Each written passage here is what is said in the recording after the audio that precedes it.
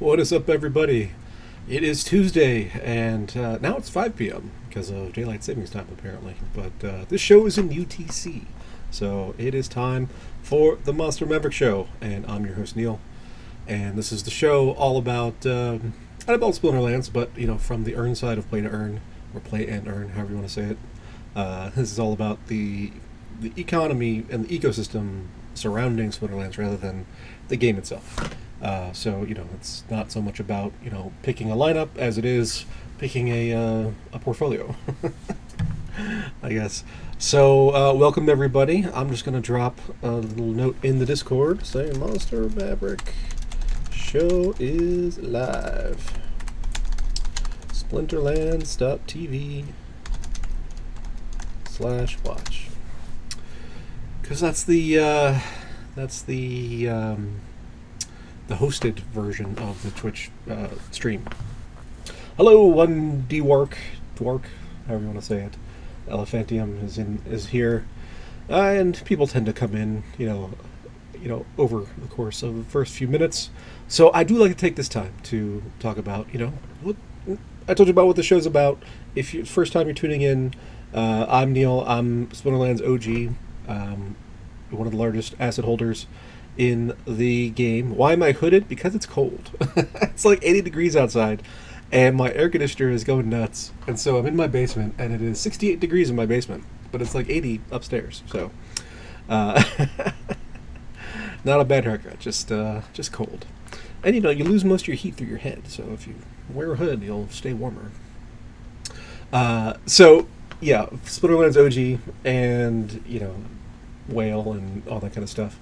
So I've been in the Splinterlands ecosystem since the beginning. I'm partners on the X Chaos project, which was a Chaos Legion launch pool, which we'll have some interesting news here about Chaos Legion here shortly. Also partners in the Venari Syndicate, which is a syndication deal with accredited investors who want to deploy capital into the Splinterlands ecosystem. And we haven't been taking any funds lately because there's been so much change in the Splinterlands world that it's been hard to predict what was going to happen. So we put a pause on bringing in new partners, but that may be changing here soon. Send the calls. And just in general, I've been in finance and investments and things for 20 something years now.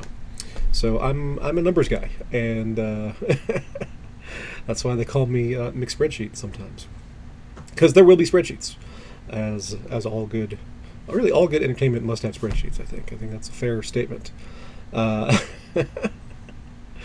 So Dan Fresh saying, most of the heat is lost through the head. I wouldn't be surprised if he plotted it out on an Excel spreadsheet to optimize heat retention. Smart.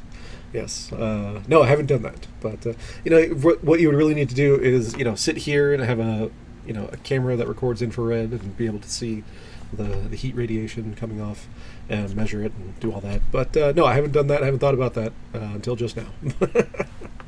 So we'll just assume that everybody knows that you lose heat through your head. Anyway, let's hit the theme song, because that's one of my favorite parts.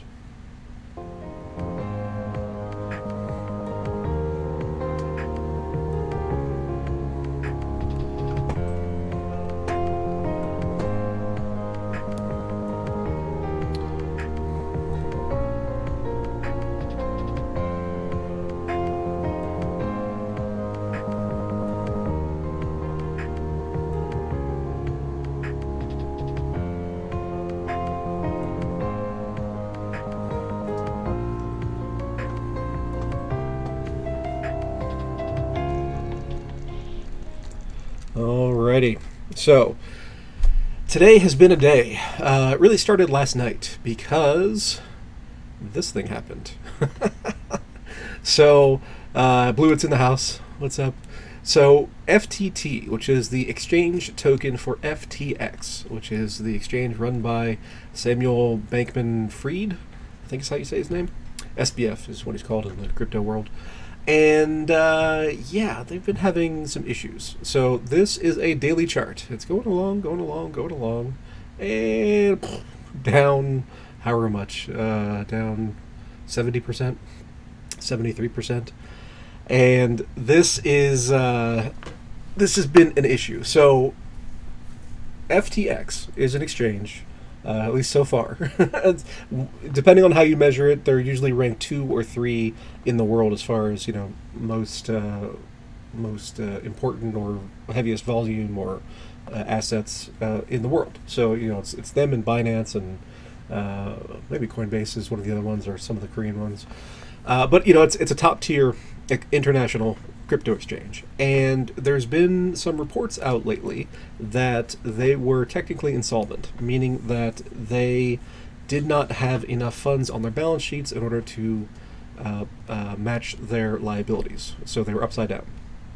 And you might ask yourself, it's like, well, if you have an exchange and customers deposit funds onto your exchange and they they want their money back, how come you can't give it to them? So, what it appears to have happened is that the FTX is the exchange. They have a sister company, Alameda, and one of the potential possibilities is that FTX borrowed against their own token, which they own the most of, at these higher dollar levels, and use that money to lend to Alameda, and then Alameda speculated in the market and probably lost money. So now that's a problem, right? Because they have creditors and they don't have the funds to pay them back because they can't sell their own token to themselves. They're the only big buyers, so you can't sell 70% of the float of a coin because there's nobody there to buy it. So this is a problem. This is over leverage. So then Binance comes along and says, well, we're holding like 400 million of these tokens because of whatever reason in the past, and we're going to sell them because we're just not interested in holding them anymore. And the speculative shorts started piling in and shorting this coin like to the tune of millions. And then starting last night, this big red candle started. So this is a daily chart. If we look in on the 1 hour chart, you can see it starts right here, and it goes down. It crashed down to 15 or so, popped back up, and then crashed down. Now it's at 5, right? So, so whoever was short on this play made a ton of money, especially if they were levered up on futures. And Binance was one of the only markets that has futures on this particular coin, which is an interesting coincidence. So, so what, right? What does this have to do with Splinterlands? It's like, well, FTX is one of the largest exchanges in the world. They have fingers in many pies. They have all different kinds of assets. And what it appears to be happening is that they have been selling everything in order to raise funds to cover liquidity issues. People trying to withdraw, paying off creditors, whatever it is they're doing behind the scenes. And that has been tanking everything else. Everything else is red. So Bitcoin's down 9%. So there's Bitcoin. There's Ethereum is down 15%, and BNB was up for a minute when, in the midst of all this, Binance said, "Okay, we're going to buy FTX." They had a liquidity problem. We're gonna be the good guys. We're going to help them out. So, the net result of all of this is that it looks like CZ, who's the CEO of Binance, just absolutely crushed SBF. And took him to the cleaners and is going to, take over his business for pennies, basically.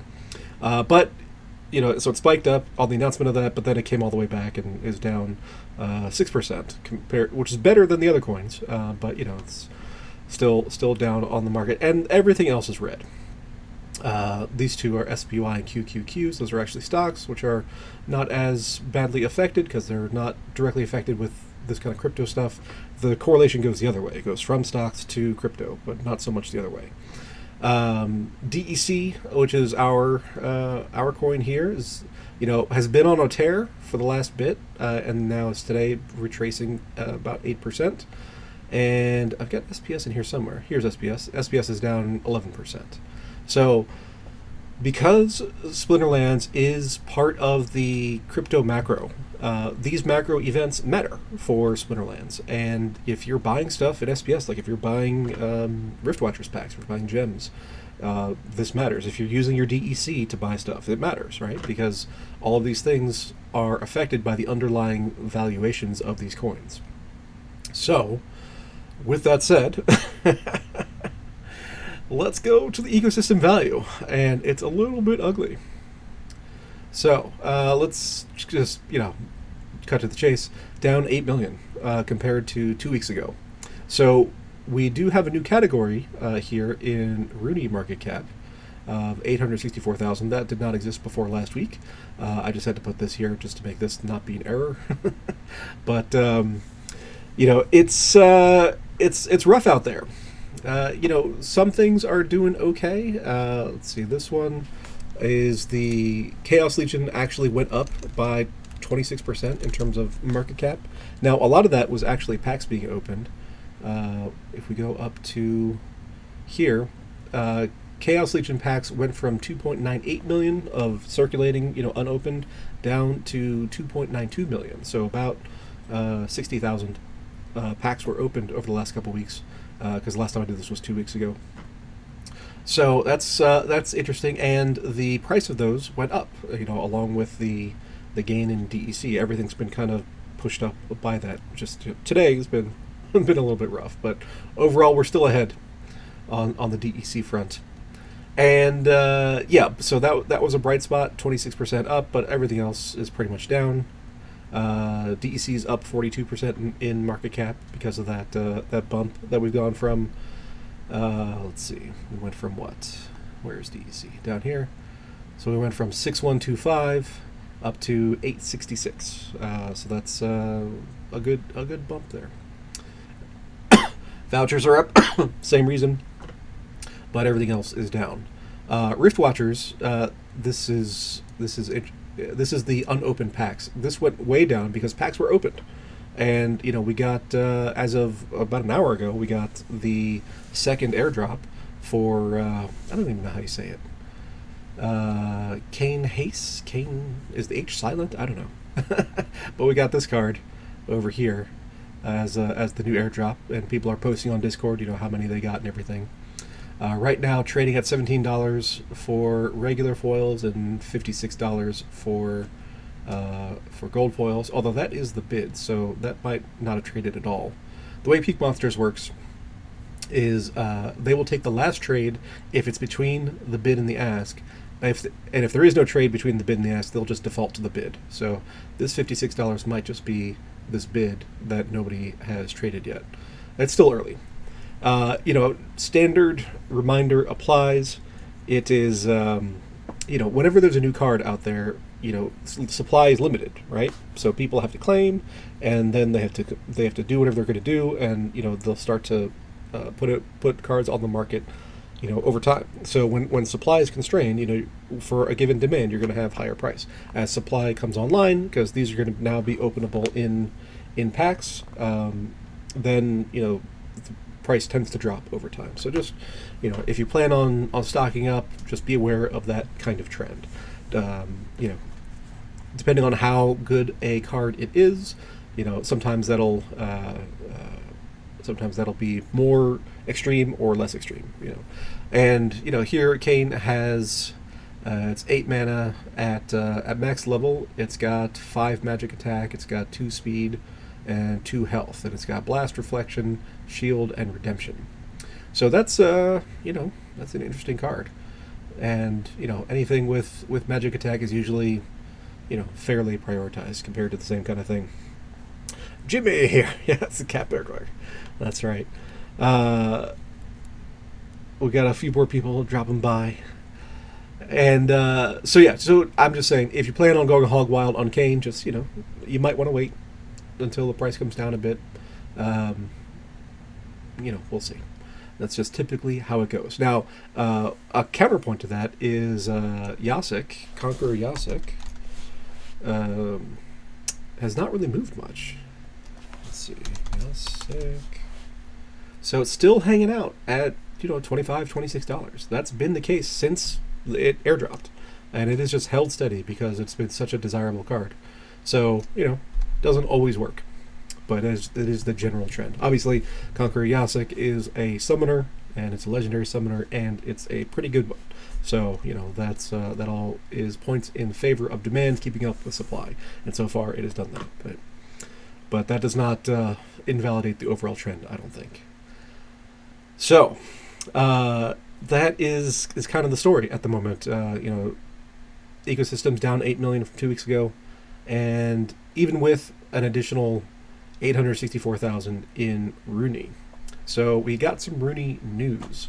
And just as a note, the way I'm calculating this is I'm taking the total number of Runi, which right now is 2840, and multiplying it by the floor price on OpenSea, which is a pretty conservative number. So floor price is 0.23 ETH.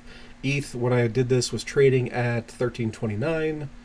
I think it is still in that ballpark somewhere. It's 1323, so that's going to be close. So,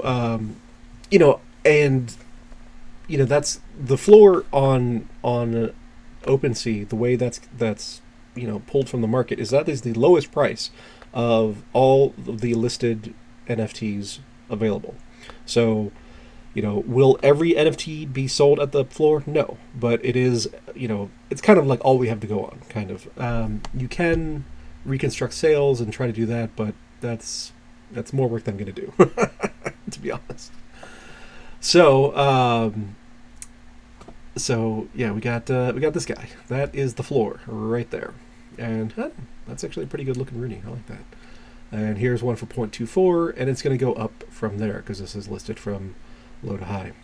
So, obviously, plenty have sold at higher prices, but just to be conservative, we're taking the floor. And right now, that puts the market cap of all Runis at $864,000.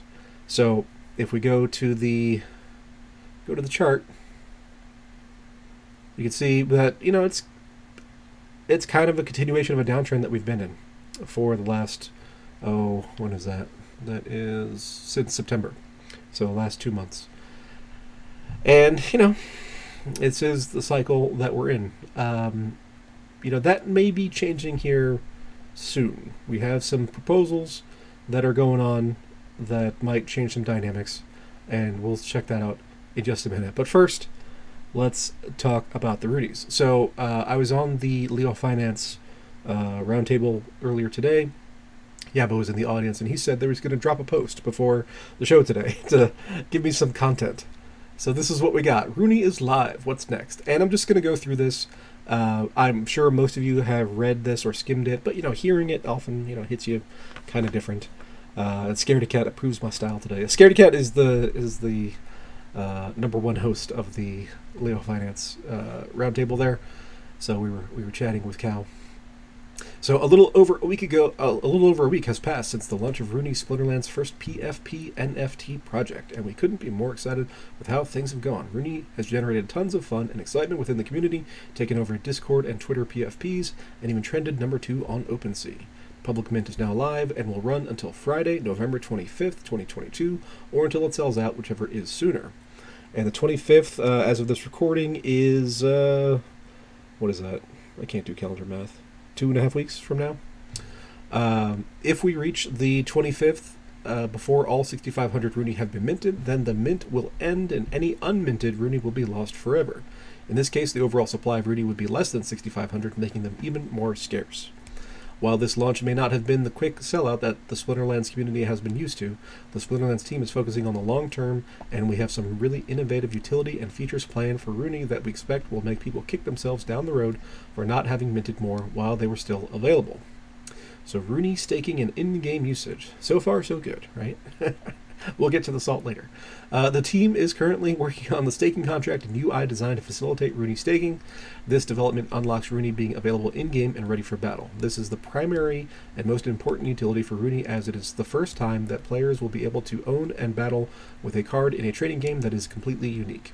And by completely unique, they mean the way it looks, right? Because they're all going to have the same stats. They're all going to be max level. They're all going to be neutral.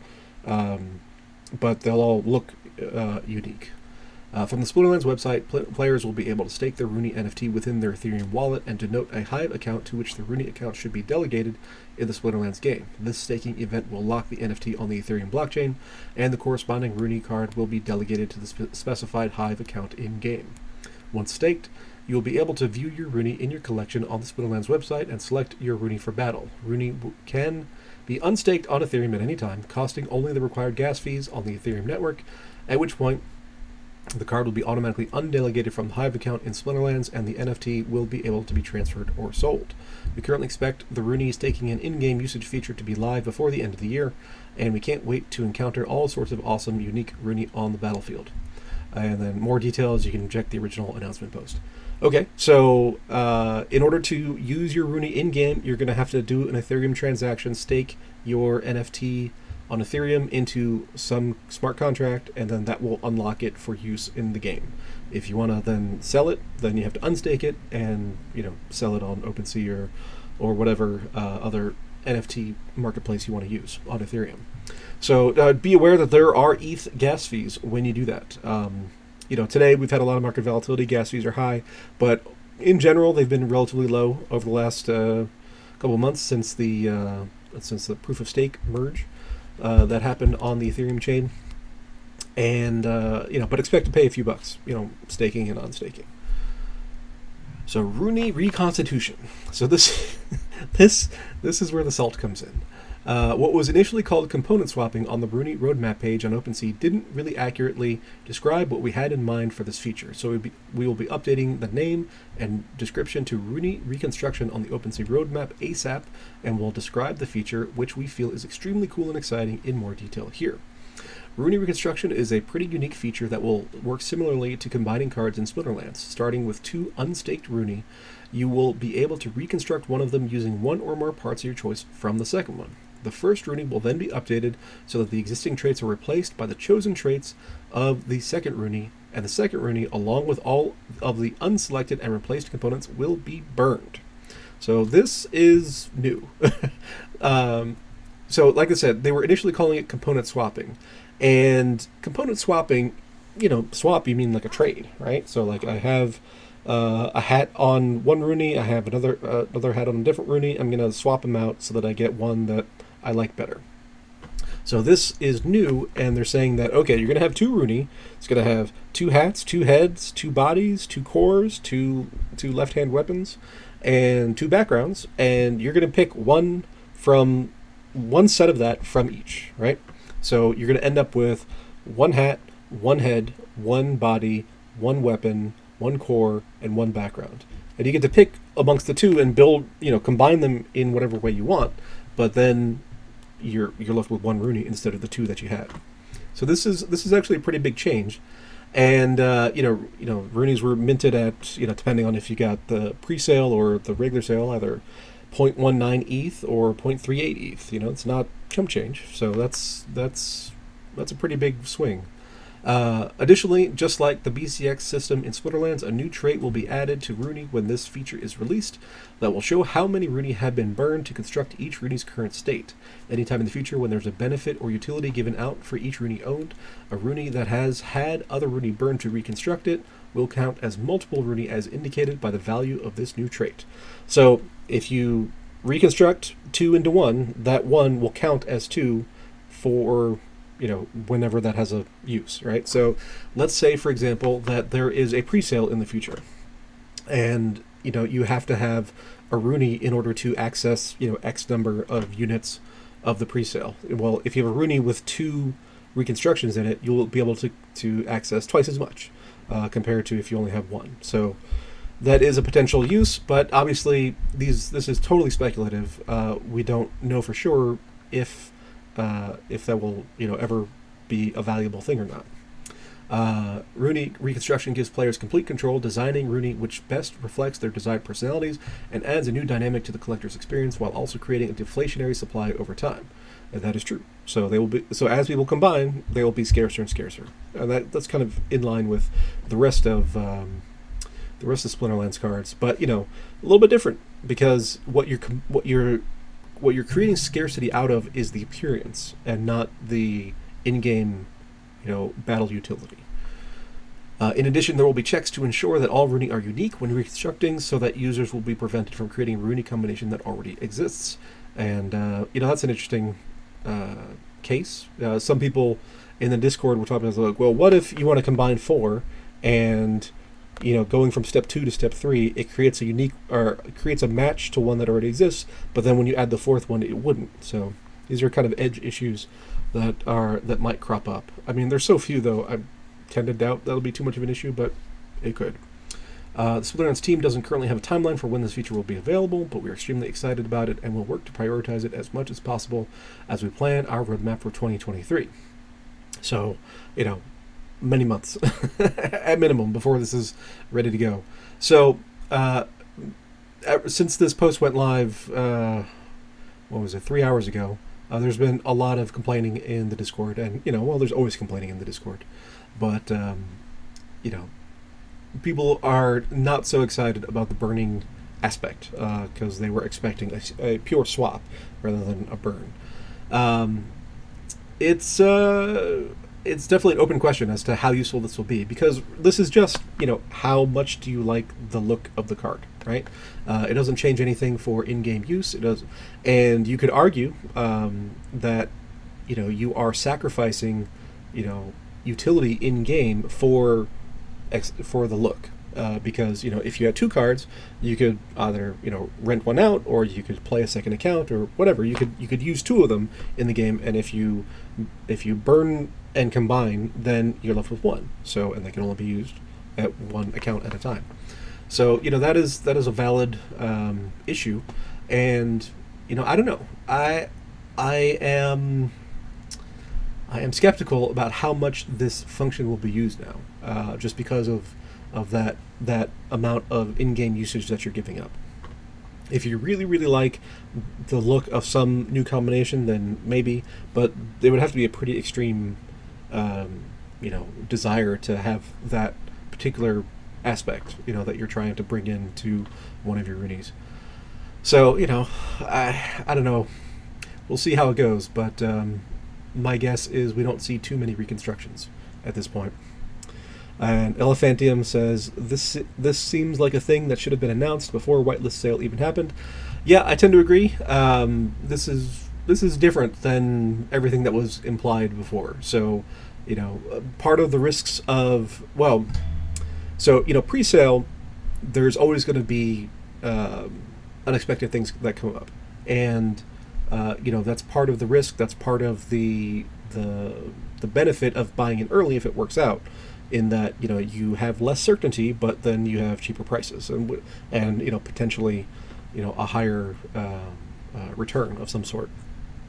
But the fact that this was released after the general mint went live, that's not great. I'm not thrilled with that, because it's quite the what do you call it, closing the barn door after the horse has left, that kind of thing.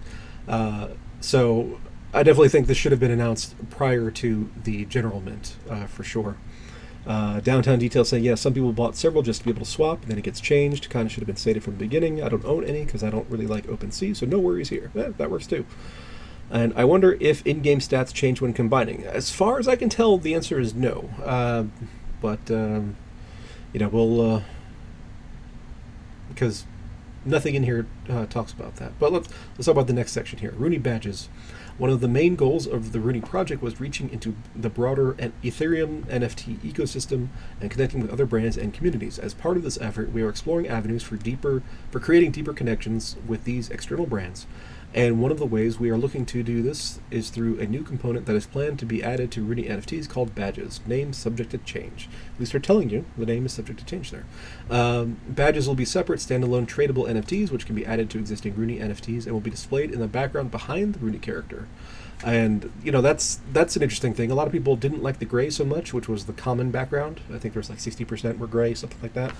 And so if these badges are large images in the background, then that can add to the uniqueness that some people feel was lacking from the gray. The colored backgrounds, I think pretty much all of them look great. They're really vivid, and just the halo effect looks good on all of them. But the gray is, it's gray. It works with some of the Runis, but most of them it's just kind of plain.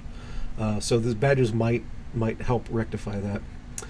Certain badges may be able to be earned by Splinterlands players for various achievements within the game, and other types of badges may be used for cross-promotions with other NFT communities, brands, or gaming guilds as a way to encourage their users to both pick up a Runi and try out Splinterlands.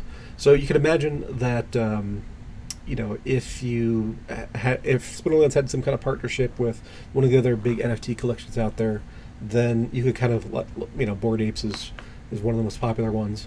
You could have a mini Bored Ape on your Runi shoulder or something like that as a badge. So lots of potential tie-ins there that could be pretty fun. Or if you're in a guild, then you have your guild unique badge that all of your guild players would have. Runi holders will be able to show off their badges both on the in-game battlefield when they use their Runi on OpenSea or other Ethereum-based NFT wallets. We anticipate that badges will be able to be added and removed from Runi at any time for only the cost of gas fees, and will be able to be bought and sold on OpenSea just like Runi. Additional utility. While the primary utility of Runi will be their use in Splinterlands battles, the team envisions many other ways that Runi ownership will be useful and valuable to players, both in the game and without. The following items are just some of the ideas we are currently working out for Runi. These ideas may change over time, and will also hopefully be accompanied by many more ideas as we constantly look for ways to encourage and reward Runi ownership. Guilds. Splinterlands team is currently designing out a number of changes and additional features to the in-game guilds feature, and one idea that may be part of those changes is a new building or similar with unique benefits that can be leveled up or unlocked based on the number of Runi NFTs that the guild members stake into the guild rather than staking them directly to their in-game account. The general concept of being able to stake Runi to other areas of the game beyond just player accounts where they can be used in battle can be pretty interesting and open up a lot of neat avenues for Runi utility. Additionally, this would incentivize owning multiple Runi and possibly just the cheapest Runi off the floor as compared to using them in battle or as a PFP where you only need to own one and the goal is to get rare and unique traits. So maybe. So this is all super speculative right here. These are just some of the ideas, right? So don't take any of this to heart for this section. Land, one of the biggest things coming to Splinterlands in 2023 is going to be the highly anticipated land expansion, and one way or another, Runi is going to feature prominently within the world of Praetoria. When land? Much like the concept of being able to stake Runi directly to a guild as discussed above, Runi may also be able to be staked to a plot of land and provide some special and unique benefits to the production of the plot. It is likely that Runi with more rare traits and Runi that have been reconstructed multiple times will provide increased benefits over more common and unreconstructed Runi. But again, this is still an early design phase and more details will be released as we get closer to the later phases of the land expansion going live. I think this is actually pretty likely. Just because there's so much that goes into staking on land with that we know of that's in the design phases already. So I think there's a strong possibility that this will be a thing at some point. But we're talking like a year away kind of thing. Membership. One idea that has a bit floated around for a while, both from community members and internally, is the concept of some type of Splinterlands membership option, potentially with different levels, that would give members access to special features, deals, airdrops, etc. This, I think, is super likely, especially for deals, right? You can imagine a pre-sale for, Rebellion is the next set, so it might be, Phase 1, or however you want to number it. Phase 1 is, Runi holders and Runi stakers, and Phase 2 would be general high voucher cost access. Stage 3 would be a more general sale, lower voucher cost or what have you. So that I think is highly likely. And then if this is where if you have the reconstructions and you have multiples, then it's like, okay, if one Runi grants you access to 500 packs, then a reconstructed Runi with 2 inside of it would give you access to 1,000. Just as a random example. The airdrops, who knows? Like right now we're getting GLX airdrops for our staked SPS from the Genesis League Soccer or Genesis League Goals as it's called now. Would you get a multiplier or an extra amount of airdrop for having a Runi staked to your account, maybe. You know, so this is a strong possibility, but again, speculative and not in time in the immediate future. Typically, the concept would have been some type of monthly recurring payment for such a membership, but using NFT ownership as a way to determine membership is one of the many ways that Web3 is returning value to users over Web2. By using NFTs, users can own their memberships just like they're able to own other digital assets, and can trade and resell them and reap the rewards if the membership becomes more valuable in the future. We believe that this concept is awesome and exactly in line with everything we are trying to do with Splinterlands, so we look forward to Runi ownership becoming a token of a certain level of Splinterlands membership, similar to the current Monster Maverick group going forward. And then mint while you can. Overall, you got 2.5 weeks. Overall, the message is hopefully clear that things are only just getting started for Runi. So far, this has been one of the most fun and interesting projects we've ever done, and we plan to continue to run with it and try to make Runi one of the coolest and most talked about NFT PFP projects out there. Finally, we want to remind everyone that there are now less than 3 weeks left before the mint ends, and after that, no more Runi will ever be created. Not only does it look like there may be far fewer than 6,500 in total that will be minted, but whatever amount it ends up being will only decrease from there once the reconstruction feature is released next year. On the final day of the mint, if there are still enough Runi available, Splinterlands plans to mint 5% of the total, 325 Runi, to use for promotional purposes. No matter what the future holds, we want to thank the amazing Splinterlands community for their support, and we can't wait to see your Runi on the battlefield. Okay, so I mean, overall, it's kind of, you know, what I expected. The big rub is just the reconstruction, right? You know, because you're, instead of swapping, you're getting a combination burn, and you know, I think they should have, you know, released information about that sooner rather than, you know, after, especially, you know, the general sale. You know, I still would have bought the same amount personally, but I know some people, you know, they would have made a marginally different decision, you know, as far as numbers to mint or whether to mint, you know, at all. So definitely, you know, more communication up front is better. And, you know, I think in this case, you know, calling it swapping versus, you know, combining those are pretty different words, and I don't think it's unreasonable for people to have had a different expectation going into this. So I understand how people would be, you know, a little bit upset about this, but all in all, it's not. I mean, it was a function that didn't exist yet, so, you know, I understand people are mad about everything just in general, but, you know, it's like nothing actually changed, right? And Fat Jimmy's saying, wonder if the game stats change when combining. Like I said, I don't think so. And still think Runi and still think the Runi art RNG nerf was a very interesting decision. Yeah, so, you know, I'm not 100% sure this is actually interpreted correctly, and I have not gone back and listened to what was actually said. So take that with a grain of salt.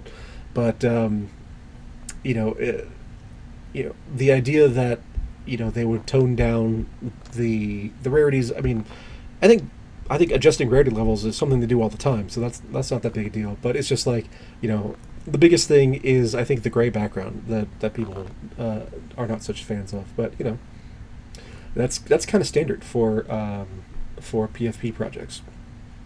You know, you'll have one or two kind of blah backgrounds, especially.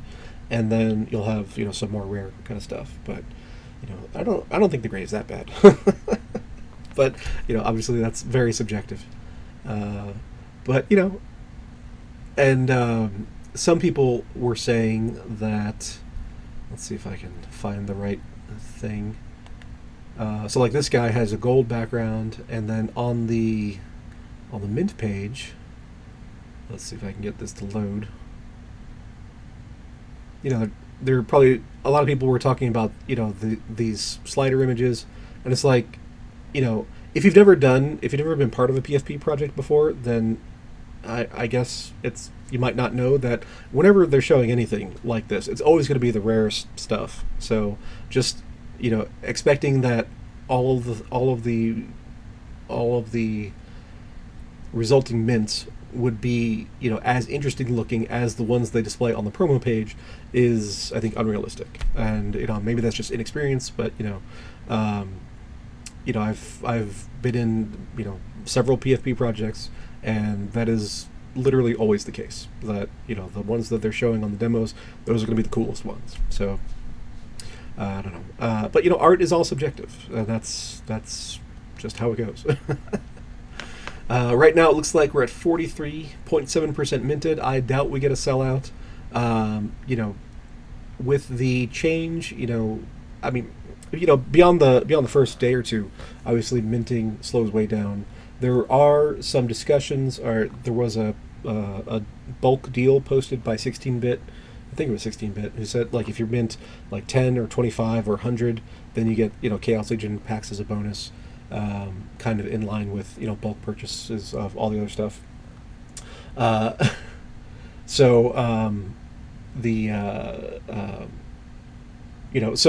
Agrod was saying in chat that they were getting questions about doing bulk purchases. So maybe there's some organizations out there that are looking to do that. But at this rate, we'll probably get to 3,500 maybe, and then we'll get if we get some combination burns, then they'll go down.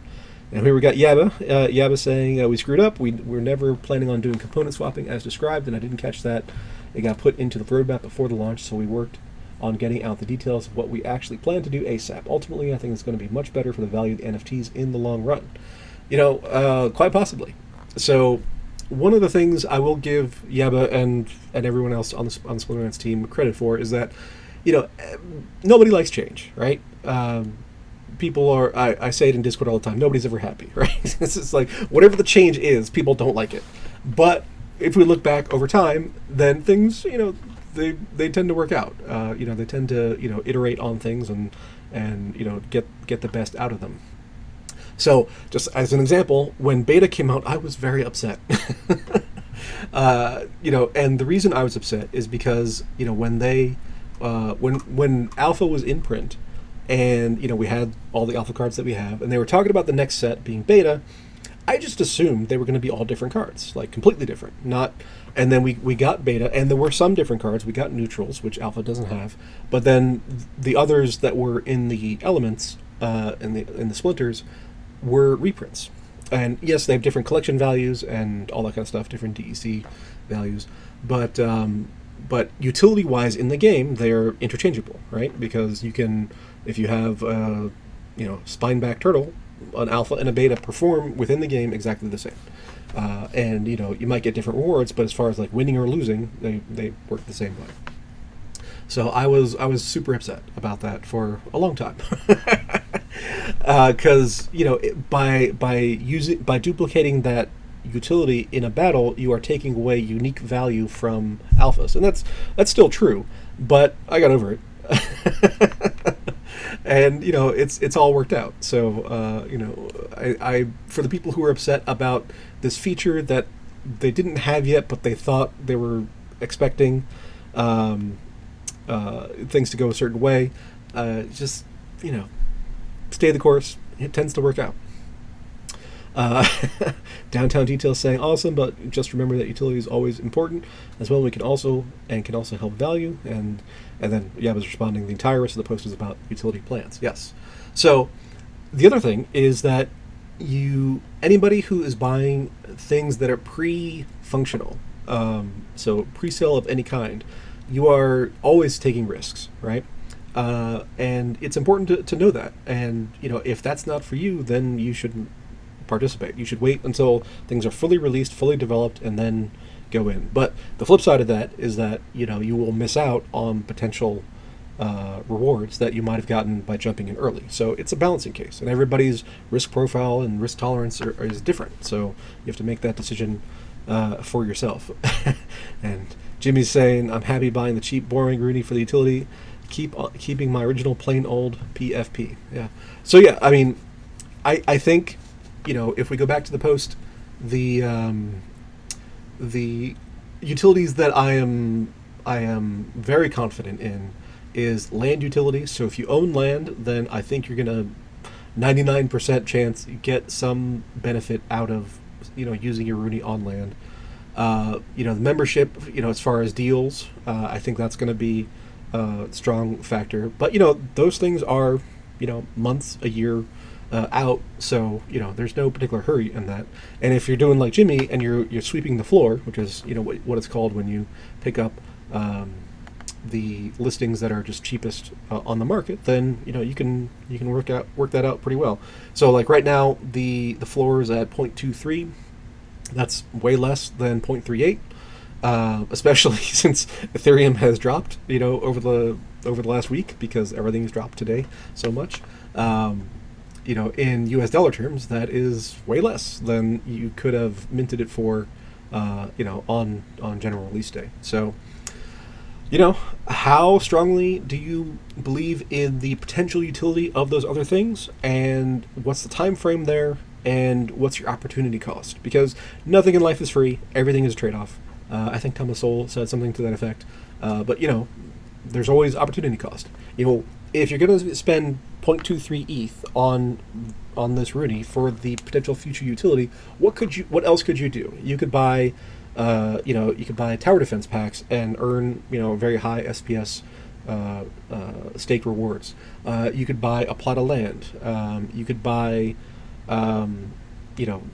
Riftwatcher's gems. You could buy Chaos Engine packs. You could buy something not related to Splinterlands at all. You could stake in liquidity pools. There's all kinds of things you could do. There's a whole world of decisions that you could make. So is this worth buying for you right now? And obviously that's an individual decision. And, for some people, like Jimmy, is all about it. So, for me, personally, so I minted, I think it was 8. And it might have been 7. I don't know, one of the two. And I think that's a good amount for now. If things get cheap, because like everything else in the NFT world, when liquidity is constrained, especially at the beginning of a project, then prices tend to be higher. So when people satiate their initial demand and the relative supply increases, then prices tend to drop. And you can see this with all kinds of profile picture projects. And so, it might be that these listings come down over time. And at that point, then there's going to be a time when all those utility things are not released yet, but the price of Runis will be at an all-time low. And if you're smart and observant, then that's the time to swoop in and sweep the floor, like Jimmy was saying. It's difficult to do because it feels like catching a falling knife, but obviously it's got to be within your tolerable parameters for risk and capital and everything. But you can do really, really well that way. So back in the beta days, I tell the story all the time. We had a player who was at that time the largest whale in the game, and he got pissed off and was just dumping everything. And I was on this show, and I was saying, this is the time to be buying these cards, because you will never get these deals again. And I was right. And I was trying to I purposely didn't buy any of them myself, because at the time, distribution amongst the player base was, much more concentrated than it is now. And I was like, well, it'd be better if the assets are spread out wider.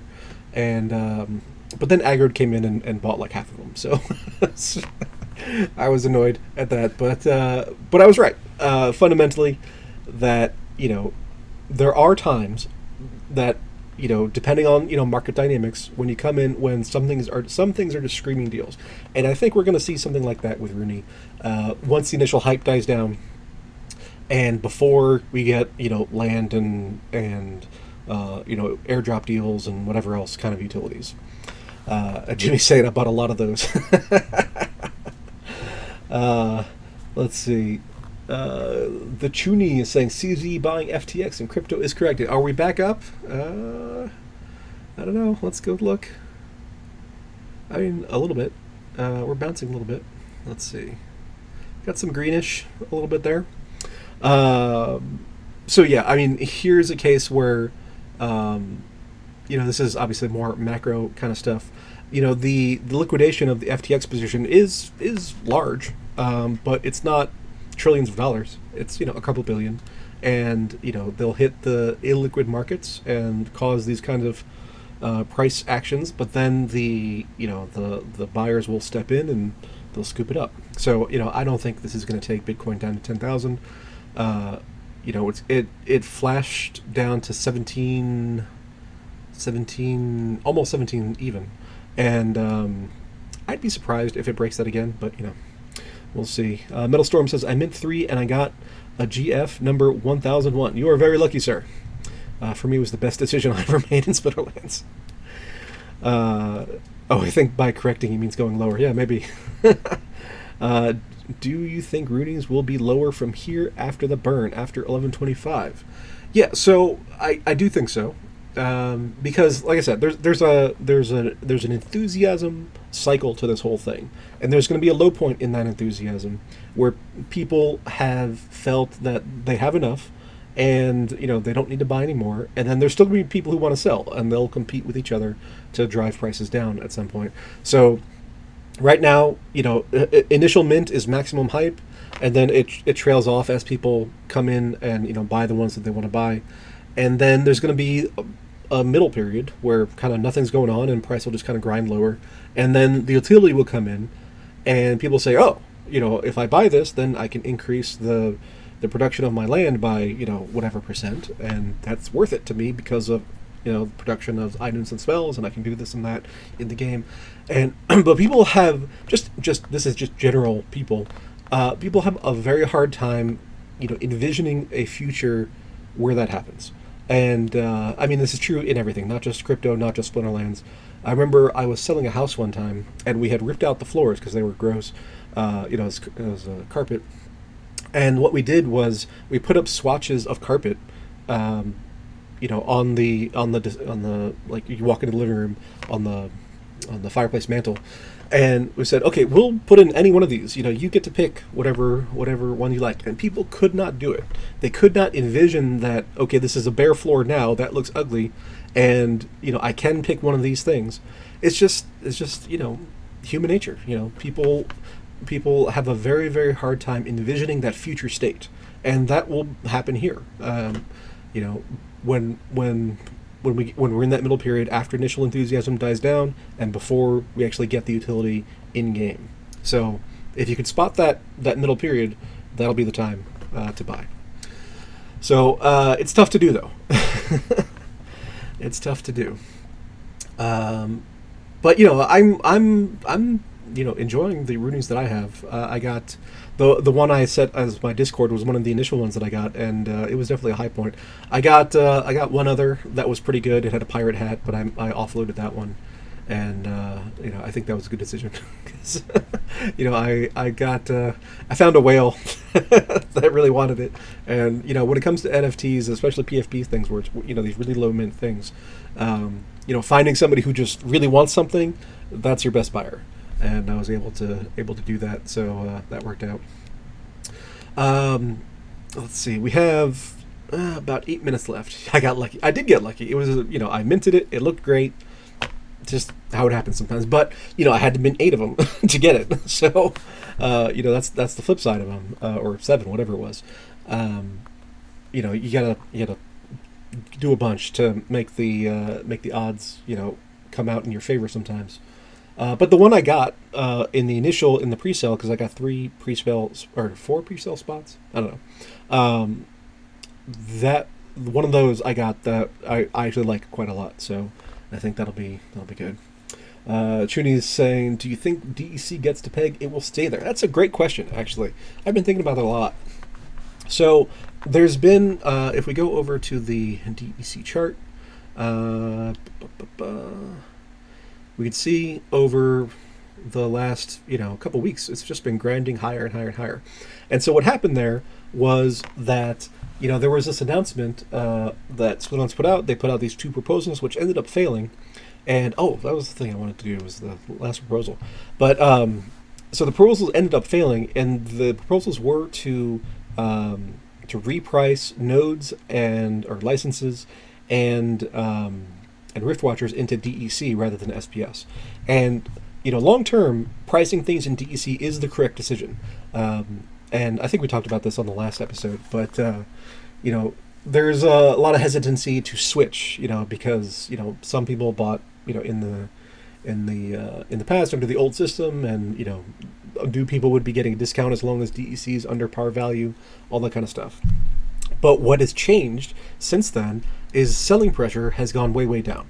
And so, there's constant buying in DEC all the time. Whenever you spend your credits, Splinterlands goes out and buys DEC off the market and pays it on your behalf to whatever you're purchasing. So, there's always buying activity on DEC, but that has been counterbalanced over here with equal selling. And then the selling stopped, right? So there's just been buying, and things have just been grinding upwards. Now here we got the total crypto market dump, so that's kind of explaining this particular thing.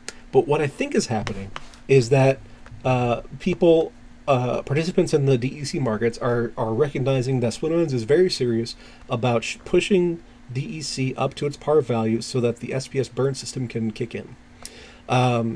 So there's a pretty strong possibility that once we get to par value, the people who have been holding off on selling will then come in and sell, because there's I bought it 600 and now it's 1,000, and so and it's not gonna go any higher because of the arbitrage loop, so I'm gonna sell here.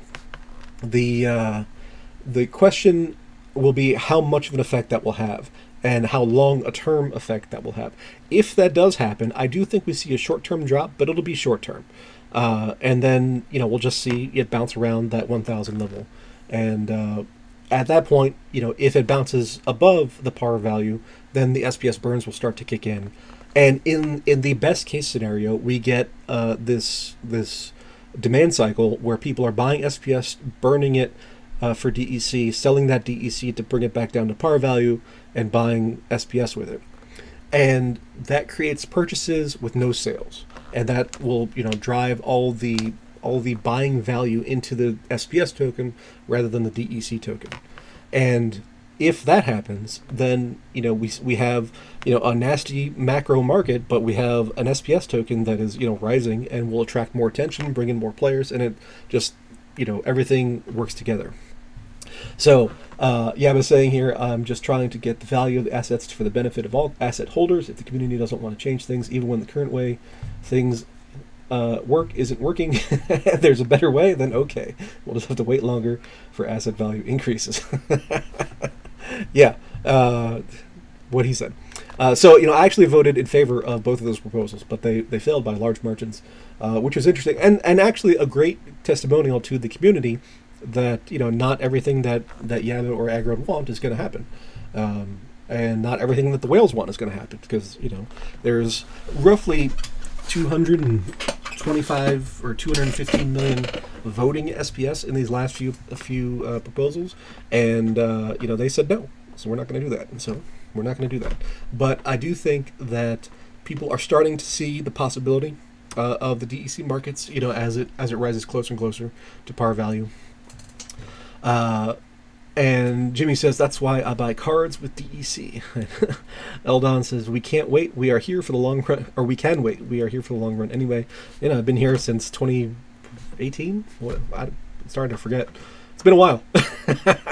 But, we are definitely here for the long term. And Jimmy's saying, is it not working? We are getting very close to peg without major changes. But, yes, that is true. But, a lot of that was I think speculating that we would get those changes. So it's a little interesting. Oh, here's some alpha. The only reason deck is going up is because Splinterlands is buying with Runi proceeds. Ooh, that is brand new information. So and that's going to dry up here on the 25th. So there are secondary market fees that do go back to Splinterlands. So there'll be a little bit of that, but that is interesting that was part of the push here. We got 1 minute. Will we have time? Probably not. But I do want to talk about the proposals. Burning SPS cards. Burning unsold Chaos Legion packs. Looks like it's going to pass. Closes in 3 days. We have 209 million already voted. Out of, if we compare to the recent ones, 211, 212, 213, 214, 215. So pretty much everybody's voted. and it's looking like that's going to pass. So we're going to get probably a lot of Chaos Legion packs burned, and that's gonna reduce overall supply, obviously. But more importantly, it's going to reduce the number of airdrop legendary summoners for the subsequent airdrops. That's at least those that are in circulation. So interesting to keep in mind. And with that, we are out of here.